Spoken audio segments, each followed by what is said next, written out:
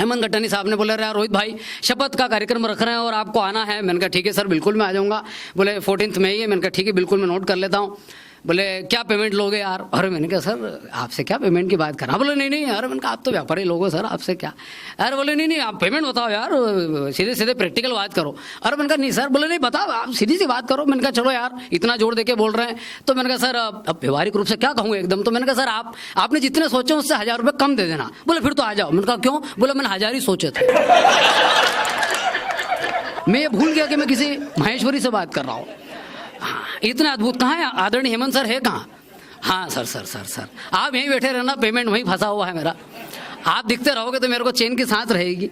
हालांकि अब तो बचा ही नहीं, मैंने बता ही दिया आपको कि मेरा क्या भाव रह गया है क्या। अच्छा आदरणीय हेमंत सर के एक मित्र हैं जो मेरे भी परिचित हैं, सरदार जी हैं, नाम नहीं लूंगा मैं पिछले दिनों उनके घर गया। उन्होंने कई बार कहा कि यार हेमंत तो आता है यार, रोहित भाई तुम नहीं आते हो यार, हमारे बेटे जैसे हो यार, इतना प्यार तुम हंसाते हो लोगों का, आया करो कभी यार। उनका जी वीर जी मैं आऊँगा। एक बार उस तरफ जाना हुआ उनके शहर के इधर, तो मैं घर पहुँच गया। सर से नंबर लिया, लोकेशन मांगी, बोले पहुँच जाओ। तो मैंने विदाउट एनी कॉल डायरेक्ट पहुँच गया। तो वीर जी बड़े खुश हुए। अब देखना इनके मित्र भी इनसे बढ़कर के हैं और इनके जैसे ही हैं। ये उदाहरण दे रहा हूं मैं आपको। मैं जैसे पहुंचा वीर जी के पास, मैंने कहा अरे झन्नाट भाई क्या बात है, गले से लगा लिया। चूंकि अपने तो बड़े तो मैंने पैर छुआ। बस यार। तुरंत उन्होंने 1000 रुपये निकाल के मेरे को दिए और मैंने कहा सर ये कैसे? बोले रखो। मैंने कहा नहीं किस बात के, गेट पे ही दे रहा हूँ, अभी तो ब्राह्मण अंदर भी नहीं आया। अरे बोले नहीं रखो। मैंने कहा किस बात के साहब ये तो बताओ। अरे बोले यार हमारे खानदान में इसी परंपरा है। मैंने कहा कैसी? बोलो कोई भी आता है घर पे पैर छूता है, पहली बार आता है तो घर में जेब में जितने भी पैसे रहते हैं उतने दे देते हैं। और मैंने कहा गजब सर। मैंने 1000 रुपये जेब में रखे, सहर्ष अंदर घुसा। जैसे अंदर एंटर किया, भाभी जी दिख गई। मैंने कहा परजाई जी प्रणाम। जैसे प्रणाम कर, बोले बस खुश रहो। उन्होंने 2000 रुपये निकाल के दिए, 500 के 4 नोट। और मैंने कहा परजाई जी ये कैसे भाभी जी? अरे बोले रखो, हमारे खानदान में रिवाज है, कोई भी पहली बार आता है पैर छूता है, जितने भी जेब में रहते हैं उतने दे देते। मैंने कहा बड़े अहो भाग्य। मैं बैठा ही था कि उनके बुजुर्ग पिताजी अंदर से आए, लकड़ी हाथ में लेकर के। मैंने अब की बार भाभी जी पूरा साष्टांग दंडवत प्रणाम कर लिया। मैंने कहा बाबूजी प्रणाम आपको। उन्होंने गदगद होकर के 5000 रुपये निकाल के दिए। मैंने कहा पंडित ये प्रोग्राम, कवि सम्मेलन, स्टेज शो छोड़ो और इनका घर पे ही आओ, बढ़िया पैसे कमाई हो रही है। मैं बैठा, उन्होंने भोजन कराया, लगभग आधे घंटे में रुका और मैं चल करके खड़ा हो गया। मैंने कहा ठीक है साहब आप चलूँ, मैं निकलूँ? अरे बोलो 1 मिनट रुक जा। मैंने कहा आप क्या बचा? बोले 1 मिनट तो रुक। मैंने कहा क्या? उन्होंने अपने बच्चे को अंदर आवाज दी, बोले चिंटू। बोले हाँ पापा। बोले इधर आ। बोले क्या हो गया? बोले इधर आ, रोहित भैया जा रहे हैं, पैर तो छू ले। ताली आपकी अगली बात पे वजह, जेब के 600 रुपये भी निकलवा ली अगले ने। इतने चैतन्य लोग पाए जाते हैं और इनके साथ रह करके हो गए हैं, क्योंकि इन्होंने भी ऐसे ही किया है। ये बता रहे कि हम मुशायरे कराते, कवि सम्मेलन कराते हैं और बहुत कम बजट में। अभी बोल रहे थे, बोले 40,000 में कुमार को बुला लिया हमने। मैंने कहा सर इससे अच्छा मैनेजमेंट किससे सीखूं मैं आपसे? जो आप कुमार को अगर 40 में बुला लेते हो तो मेरे को अगर आप जितने भी दोगे तो वो मैं समझूंगा कि अच्छे ही मिल गए मेरे को। बहुत अद्भुत व्यक्तित्व है। अच्छा बनिया आदमी हो, इंदौर का आदमी हो, मालवा का आदमी हो, बड़ा अद्भुत होता है।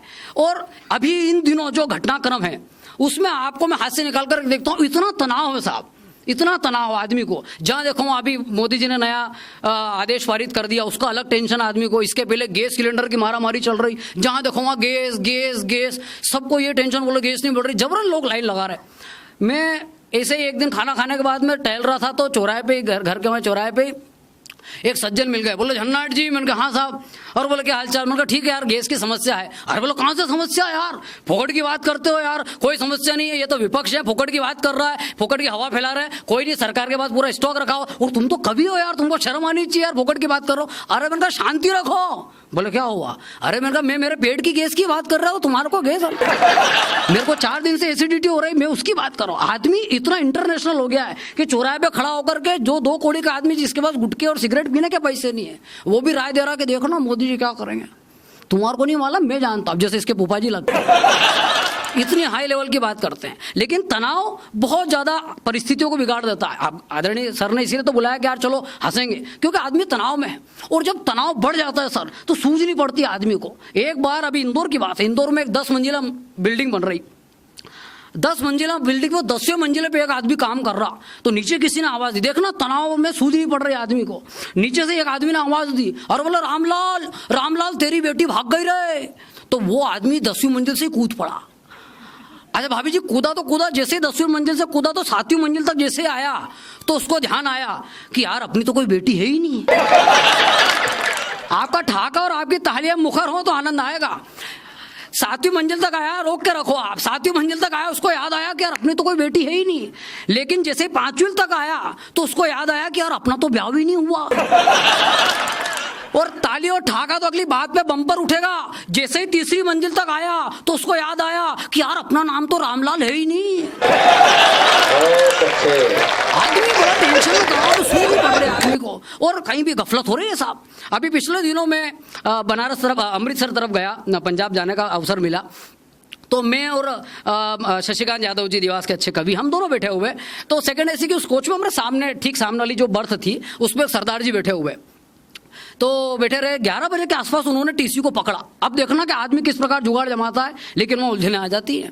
उन्होंने टीसी को पकड़ा सरदार जी ने, और बोले सर, बोले जी बोलिए सर। बोले कि मेरे को छोटा सा काम कर दो। बोले क्या? बोले कि मैं ये ट्रेन 3 बजे लुधियाना लगेगी और आगे फिर 6 बजे वहाँ अमृतसर लग जाएगी। मेरे को 3 बजे रात को उतार देना, मेरे को लुधियाना उतरना है। और मेरे को, मेरी नींद बड़ी खराब है जी, सो जाता हूँ तो नींद इतनी ऐसी है कि खुल ही नहीं पाती है, अलार्म लगा लो, कुछ भी कर लो, आप प्लीज उठा देना। तो टीसी ने कहा कि सर किसी और को कहिए, मुझे 10 काम। बोले नहीं नहीं सर, सब सो जाएंगे, रात को 3 बजे कौन उठा रहा है, ये मेरे बाप के नौकर थोड़ी है, आप उठा देना प्लीज। मतलब जैसा लग रहा है कि ये मेरे नौकर है, इनडायरेक्टली ये कहना चाहा। तो टीसी ने कहा कि चलो ठीक है सर, कोई बात नहीं, आप सो जाइए। बोले 3 बजे जबरदस्ती उठा देना, धक्के मार के बाहर कर देना, पर प्लीज मेरे को उतार देना, मेरे को उतरना है। बोले ठीक ठीक सर, ओके ओके। वो सरदार जी को सुलह करके टीसी महोदय चले गए। सुबह 5:45 बजे बिफोर द टाइम गाड़ी लग गई अमृतसर। अब माथे आए वो सरदार जी भयंकर टीसी के, और बोला क्या आदमी है यार, बेवकूफ आदमी, मैंने बोला था 3 बजे लुधियाना लगेगी, गाड़ी उतार देना, मेरे को उठा देना, तुमको समझ में नहीं, उठाया नहीं, ये गाड़ी अमृतसर लग गई, क्या बेवकूफ आदमी है। और 40 गालियां देते हुए वो उतर गए। अब सरदार जी जैसे उतरे तो मैंने उनसे बोला टीसी महोदय से, अरविंद का सर वो ठीक है जो भी है, पर आपकी जिम्मेदारी थोड़ी थी। उन्होंने 40 गालियां दी सरदार जी ने, आपने कुछ भी नहीं बोला यार, कुछ बोलना तो था। तो टीसी क्या बोले, अरे बोले वो तो सब छोड़ो, मैं तो ये सोच रहा था कि इस सरदार के चक्कर में जिस सरदार को मैंने सुबह 3 बजे उतार दिया है, वो कितनी गालियां दे रहा होगा। तालियां आपकी बजती रहे यार सर। तालियों का जनरली क्यों कहते हैं, शायर हो कवि हो, वो इसलिए कहते हैं कि भाई हमको आपका आनंद जो है वो तालियों के रूप में दिखाई देता है कि हाँ तालियां पहुंच गई तो हमको बड़ा अच्छा लगता है। तालियों से चलने वाला हम खिलौना है। मैं 4 पंक्तियां आपको देता हूं। मुझे एक बड़ी अच्छी कविता पंक्तियां याद आई कि कोई बात सुंदरी परी में ना जचेगी यदि कानों में उसके ना बालियां कमाल की। कोई बात सुंदरी परी में ना जचेगी यदि कानों में हो उसके ना बालियां कमाल की। घर में ना जालियां हो, खाने की ना थालियां हो, झगड़े में ना हो यदि गालियां कमाल की। तो ससुराल जाने का बवाल लगता है वहां जहां ना हो मत वाली सालियां कमाल की। और कला और कविता की हार है वहां जहां पे नहीं होती श्रोताओं की तालियां कमाल। आपकी तालियां मिलते रहे, हमको अच्छा लगेगा, मुझे बड़ा अच्छा लगा। आदमी बड़ा टेंशन में, बड़ा तनाव में है। और अभी पिछले दिनों की बात है, मेरे एक मित्र है तो वो स्कूल चलाते, संचालित करते स्कूल में, इंदौर में। अब वो भी बड़े टेंशन में, स्कूल चलाना भी आजकल मामूली खेल नहीं रह गया सर, बड़े झंझट है, बहुत झंझट। यहाँ है कोई किन्हीं का स्कूल वगैरह या कोचिंग आपका है सर, बड़े टेंशन है सर, बड़े टेंशन। अभी उस स्कूल में हुआ क्या, एक टीचर ने, उन्होंने उसी स्कूल की जिसकी बात कर रहा हूँ, वहाँ के टीचर ने बच्चों को पढ़ाते हुए लिखवाया, बोले ताजमहल कहाँ स्थित है। तो बच्चों ने बोला आगरा में। बोले नाइक लिखो ताजमहल गाजियाबाद में है। और बोलो सर नहीं, अरे बोले नाइक लिखो ताजमहल गाजियाबाद में है। बच्चों ने लिख लिया, सबने लिख लिया, बच्चे घर गए। अगले दिन 25-30 पेरेंट्स स्कूल आ गए और सीधे प्रिंसिपल के कमरे में। और बोले क्या पढ़ा रहे हो आप, ये क्या लगा रखा, और आप क्या टीचर बोल रहे हो कि ताजमहल गाजियाबाद में, ये कौन सी। अरे तो प्रिंसिपल ने सबको चिल्लाया, बोले 1 मिनट, सबसे पहली बात तो ये बताओ कि आप लोग 6 महीने से फीस नहीं भर रहे हो। 6 महीने से फीस नहीं आ रही आपकी, और आपको बुलाया जाता तो आते भी नहीं हो। सबसे पहले तो ये फीस भरो, जब तक 6 महीने की फीस जमा नहीं होगी तब तक ताजमहल गाजियाबाद में रहेगा। तो ये आप कुछ करो, ये टीचर हो गए, पुलिस वाले हो गए, इनसे आप माथाबुड़ी नहीं कर सकते, ये कुछ भी बिगाड़ सकते हैं। आप कुछ कर भी, क्योंकि इनके बड़े कारनामे अद्भुत होते हैं, बड़े विचित्र होते हैं। अभी मैंने आपको ये घटना सुनाई गाजियाबाद में, वो स्थिति, ये आदमी को, इसको बोलते हैं शेर को 1.25 शेर मिलना, उनको भी 1.25 शेर मिला। और ये जो शेर को 1.25 शेर है ना, ये कहावत कहाँ से आई वो कहानी में सुना तो आपको आनंद अब आएगा। एक बार एक महात्मा जी बैठ करके और जंगल में तपस्या कर रहे थे, तो जैसे उन्होंने नेत्र खोले, सिद्धियां प्राप्त थी उनको, जैसे उन्होंने नेत्र खोले तो सामने एक शेर और खरगोश लड़ रहे, मतलब शेर खरगोश का शिकार करने वाला था। उन्होंने तुरंत रोका, अरे बोले एक मिनट हिंसा मत करो, छोड़ दो। तो उसने बोला हिंसा क्या नहीं करो, मैं तो खाऊंगा इसको। अरे बोला शांति, 3 वरदान तुम मांग लो और खरगोश 3 वरदान तुम भी मांग लो। उनको अच्छा लगा, तो शेर ने बोला कि ठीक है। बोले पहला वरदान शेर तुम मांगो। बोले मेरा वरदान गुरुजी मेरे को ये दे दो कि मैं अकेला शेर रहूं और मेरे अलावा इस जंगल में जितने भी शेर हैं उनको शेरनी बना दो। अरे बोले ये क्या बात है? अरे बोले नहीं, मैं शेर, बाकी शेर नहीं, मैं रमण करना चाहता हूँ। तो गुरुजी ने बोला कि कलयुग का समय है। बोले ठीक है तथास्तु। महात्मा जी ने तथास्तु बोला, खरगोश से पूछा, बोले कि तुम पहला वरदान मांग। बोले मेरे को एक हेलमेट दे दो। अरे बोले हेलमेट का क्या करेगा? अरे बोले दे दो। बोले ठीक है तथास्तु, ये ले हेलमेट। फिर शेर से बोला कि दूसरा वरदान मांग ले। और बोले गुरुजी आप प्रसन्न हो तो पास में भी एक जंगल है। बोले हाँ। बोले कि वो वहां पे भी जितने भी शेर उनको भी शेरनी बना दो। और बोले इतना क्या? बोले नहीं आप तो बना दो। बोले चलो ठीक है तथास्तु। खरगोश तेरे को क्या चाहिए? बोले मेरे को एक बाइक दे दो, मोटरसाइकिल। अरे बोले ठीक है रख ले, इसका समझ में नहीं आ रहा क्या चल रहा है। उन्होंने ठीक है रख तथास्तु। फिर शेर से बोला कि आखिरी वरदान मांग ले। बोला कि आप तो काम करो, आसपास जितने भी जंगल है उसमें भी जितने भी शेर हैं उन सबको शेरनी बना दो। अरे भगवान ने बोला, गुरुजी ने बोले यार ये तो कमाल ही है। बोले ठीक है तथास्तु। अब आनंद लेना, आपका ठहाका उठेगा अगली बात पे। खरगोश से बोला तीसरा वरदान मांग ले। बोले गुरुजी उसने सबसे पहले तो हेलमेट पहना, मोटरसाइकिल चालू करी, बैठा और गुरुजी से बोला कि गुरुजी। बोला हाँ। बोले ये वासना का कीड़ा है ना, इसको अकेले को शेर नहीं बना दो और बाकी सबको शेर बना दो। आदमी शेर को सवा शेर मिलता है।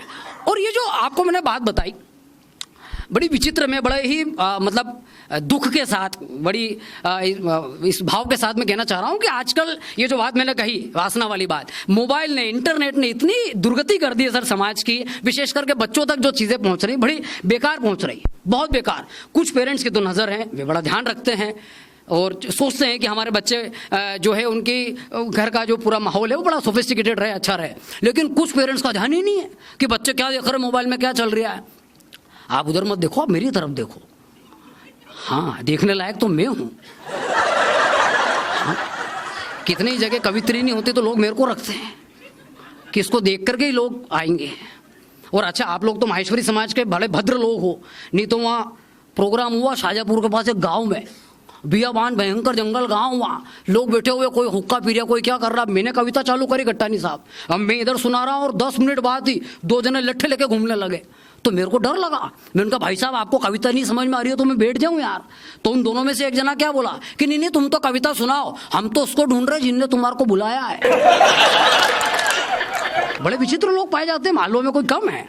तो मैं आपको बता रहा था कि बच्चों के ऊपर बड़ा दुष्प्रभाव पड़ रहा है। कितने पेरेंट्स का तो ध्यान ही नहीं है बच्चे देख क्या रहे हैं कम उम्र में मोबाइल में। अभी हमारे एक जगह शादी में मैं बैठा हुआ और हमारे दूर के फूफा जी हैं तो उनके दोनों बच्चे वहाँ लगे हुए सोफे पे बैठ के मोबाइल में। मेरे को मालूम क्या देख रहे हैं, तो मैंने फूफा जी को 2-3 बार बोला पर ध्यान नहीं दिया उनने। तो तीसरी बार मेरे को टोकना पड़ा। अरे मैंने कहा फूफा जी आप देख नहीं रहे हो? मैंने कहा क्या वो बच्चे देख रहे हैं?